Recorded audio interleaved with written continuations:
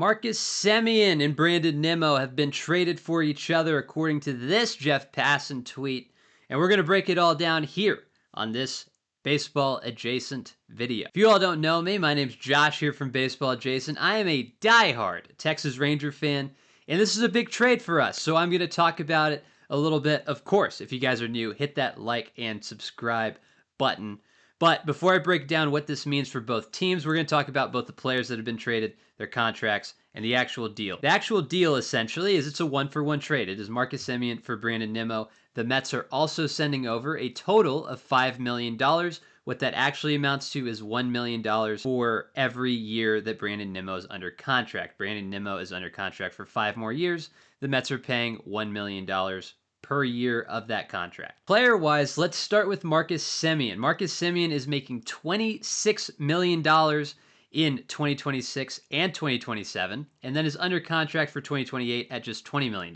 Now, he's about to play his age 35 season, so this is not a young man, and you do wonder what he has left in the tank offensively. As a Rangers fan, of course, he was a big part of that 2023 team that brought home a World Series, and for that, I can never say anything bad about Marcus Semien.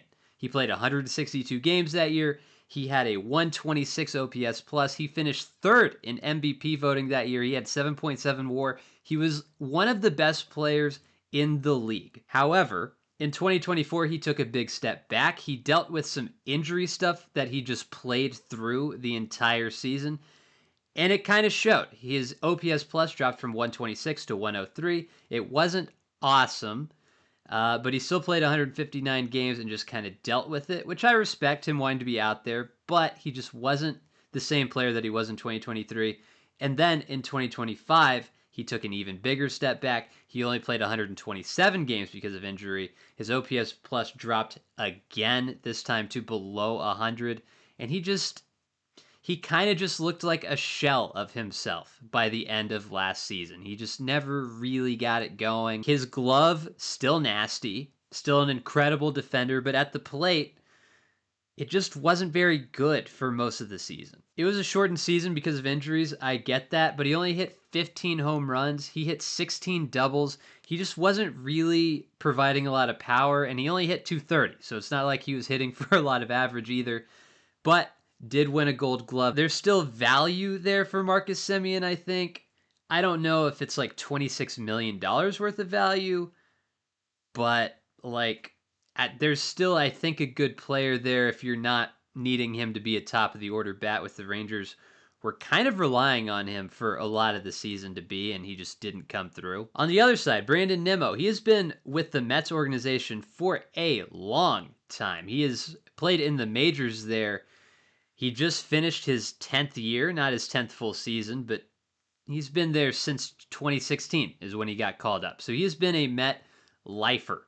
And honestly, I never thought I'd see him leave the Mets, but I don't know. It felt like it was maybe time for him to go. They gave him a big contract when they thought he was going to be a center fielder, and then he kind of wasn't a center fielder and was playing corner outfield, and then he wasn't playing great defense, and then his bat dipped a little bit. But even with the bat dipping a little bit, he's still an above average hitter. He had a 114 OPS plus this year, which the Rangers would have killed for. He played 155 games. He's a left-handed bat, which the Rangers desperately need. And I don't know, I think Brandon Nimmo's a guy that you maybe look at him and you say his best days are maybe behind him, because he had some truly obnoxious seasons in 2021, 2022, 2023.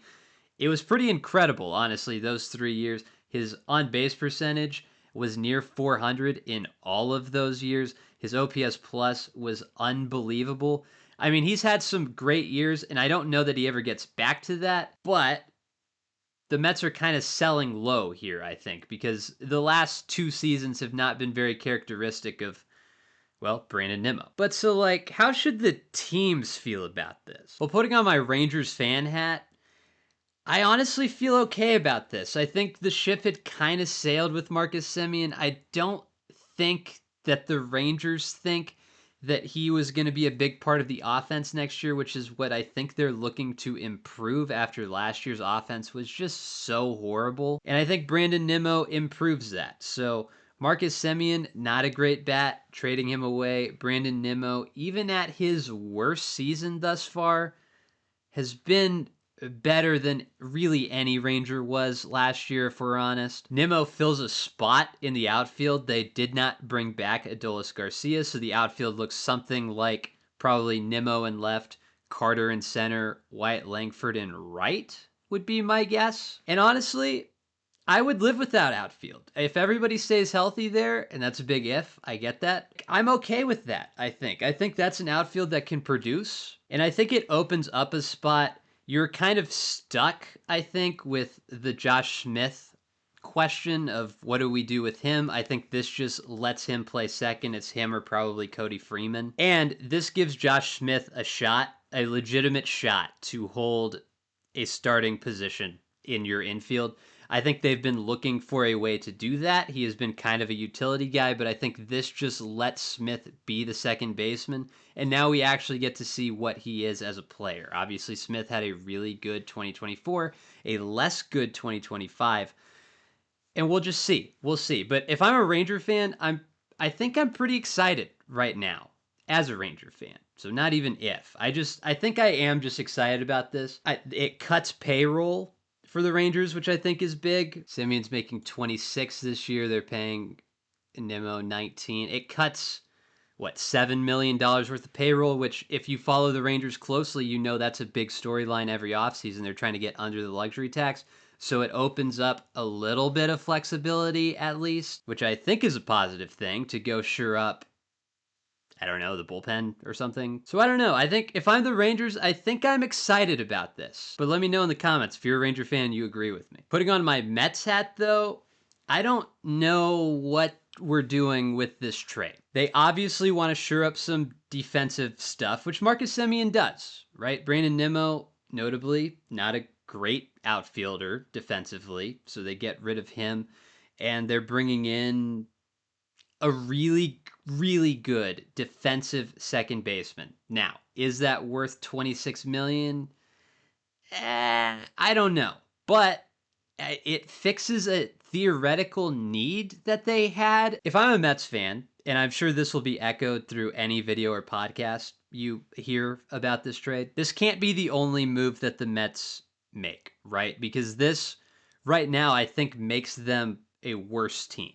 I think all things equal, I think Nimmo is a better player than Semien. But if you're able to couple that with an outfielder, say Cody Bellinger, right? Or you swing big and you also bring in Kyle Tucker to help out Juan Soto in the offensive department, or make another trade to bring in an outfielder, then I think we're okay there if you're the Mets. In my opinion, at least, this can't be the only move you make in this offseason. I don't think it will be, but if it is, I think if you're a Mets fan, you have a legitimate gripe to the front office and just like, what are we doing, right? The other thing that this does that I think people will talk about, but it's worth bringing up here, is it blocks some of your young guys. Like Luis Angel Acuna, I think, I thought, and I think a lot of people thought, it was a second baseman of the future out there in Queens. It's not true, at least for now, and probably for the next 2 seasons, because you're not going to pay Semien $26 million to sit on the bench, right? So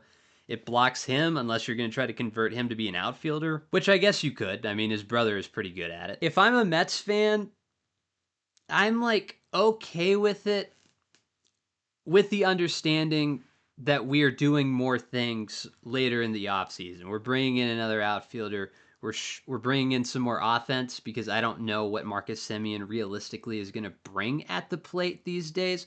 Great glove. I don't know. He's a wild card at the plate at best. So I don't know. If I'm a Mets fan right now in current state, I'm giving this trade like a C, maybe. If they do nothing, it's like a D.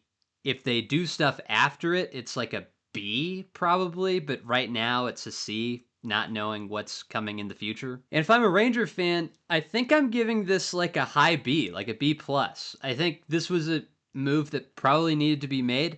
This shakes up the core a little bit. The team is going to look different, and I think that's okay after the last 2 seasons, right? The Rangers over the last 10 years are a below 500 team, and they just happened to shock the world in 2023. They just couldn't lose a road game, and it got them a World Series. But it's not like this core was untouchable, right? I think if you looked at the roster, the only guy that you would say is really untradeable maybe is Wyatt Langford and like Seager, I guess. But everybody else is pretty expendable. So to get a quality outfielder for Marcus Semien, because if you're a Ranger fan, you got to think back to, I mean, just how low we were on him last year. Obviously, eternally grateful for the World Series and what he brought to that team. We would not have won that World Series without him. The last 2 years have just not been very good. So to get anything back for him is a great thing, I think. Now, the Nimmo contract is long. We have him till 2030. He's going to be like 38 when that contract ends, and we're still paying him like 19 a year. But I think that's okay because I think the way that Nimmo's game is played, like at the plate, it's going to be okay. Like he's still, I think, is going to get on base. I think he'll still be an okay hitter even into the later years of that, where you can find some kind of use for him, I imagine. It clears up payroll space for you right now. It gets you an outfielder that you needed to address anyway, and you weren't going to be able to bring in a Bellinger or a Kyle Tucker or trade for someone else, right? I overall for the Rangers, I think this is a good move. But let me know down in the comments if you guys agree, and we'll catch you all in the next one. Take it easy.